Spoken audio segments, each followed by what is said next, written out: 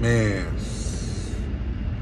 every time something good happens, something bad happens. It's like I never catch a break. Like every time I do something good and get up there, there's always something that try to pull me back. So I got a message yesterday from my uncle.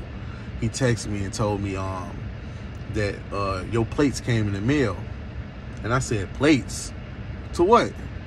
And he said, to your truck. I said, plates to my truck. He like, yeah.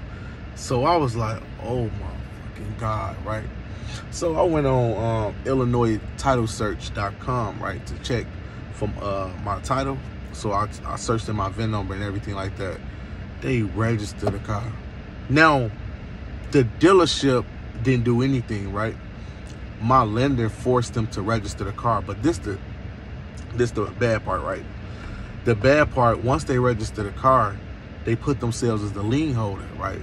So my whole plan of selling it came right out the window, right? Now, I can sell in the United States, but it's nothing for me to take this over to Mexico and sell it. I can do that. I got a passport. I can travel past the state lines with it, right? But that's not even the point, y'all. The point is, I'm just like, what the fuck? Why every time I reach something, every time, like something to pull me back? So the good news is that the car is registered in a whole nother state. I don't live in that state. I won't have the truck in that state, of course. But it's just the thought of it, like, damn, like y'all really registered the car. Y'all went to that extreme. But it's the amount that the truck costs. The truck costs a lot of money. So to the bank, like they don't want to take that loss. So I'm cool with it. Now, I haven't signed that promissory note still to this day.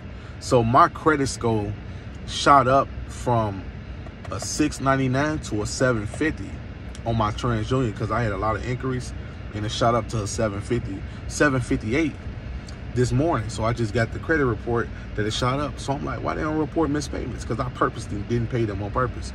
But the reason why the loan hasn't started because I haven't sent the promissory note in.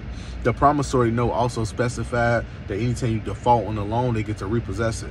So I haven't signed those promissory notes. Now, that's the crazy thing about it, man. I'm like, damn, every time. But it's like, this is the fun part, right? You know, I don't take it personally, right? You got people out there that really will take this personally because they like, oh my God, what if they repossessed it? We don't care if they repossessed it.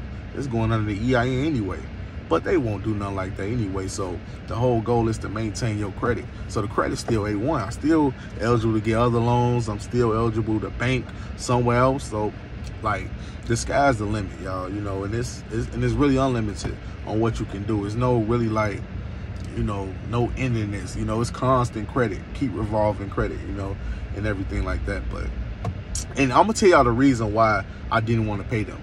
Because Navy Federal owed me another $63,000 that they haven't dispersed back to my spouse account.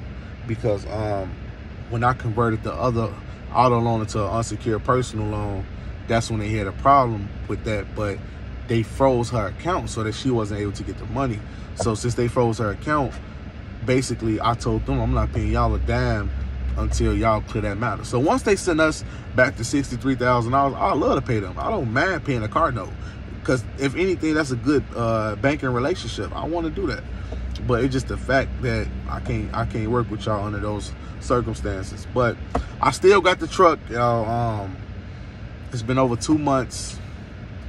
They don't come to me. They don't ask questions. They don't send me letters or anything like that. They don't really care. We at a point right now where there's nothing they can do. And honestly, I really don't care. My whole goal is to build credit, make millions of dollars, and keep this thing going. And also, my other goal is to keep this damn truck. So, if I was ever getting repossession, I'm getting it out. But make sure, guess what? I'm selling y'all a truck. So, soon y'all repossess it, I'm getting it out and I'm selling y'all a truck. But you know, that's just the pros and cons of this whole thing. You know, it's fun 1 minute, but it's bad the other minute. And also, you guys gonna ask me questions about contracts. If you on the do not detain list, remember this. You cannot drive around with a state plate. You cannot drive around with state tags. You take off the tags and you leave the plate on, your plate, your private plate. The one I got is Florida native, and you ain't gonna have no issues. So police can't pull you in jurisdiction because of that. And then on top of that, you're not gonna admit to an address. You don't admit to an address. I know all the loopholes in this. Like, a lot of people might not know it. So for the average person who asking questions or curious, like, if your car registered, don't you? Hell no. Don't really matter if your car registered or not. It matters if you driving in that same state with it. If you driving in, now say if I was in Illinois and I was driving like this, they can tow the car. But in Florida, they don't have no jurisdiction over a car that's in Illinois. So these are two different jurisdictions. So as long as I'm in Florida, this car is good. Any other state but Illinois. But I can get a deregister anyway. So, and Illinois rock with me, honestly. That's my state. They don't bother me. They don't overstep. Florida don't overstep. I don't have no problem with the police because I know how to act when I encounter with them. I don't act crazy. Like, oh my God, I'm a sovereign citizen. Oh, I have the right to travel. I say, hey, how you doing? Where you live at? I live in the United States of America Republic. And I say that with conviction.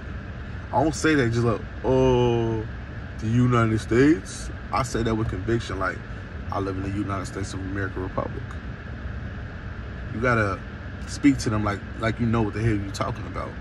So for the most part, that's what happened, man. It's actually been a good day, man. I ain't gonna even lie to you. And I'm actually about to bring some new content. I'm about to go buy a gun today. I'm about to use the EIN number and everything like that. So, all right, I'm gonna let y'all know about that. I'm out.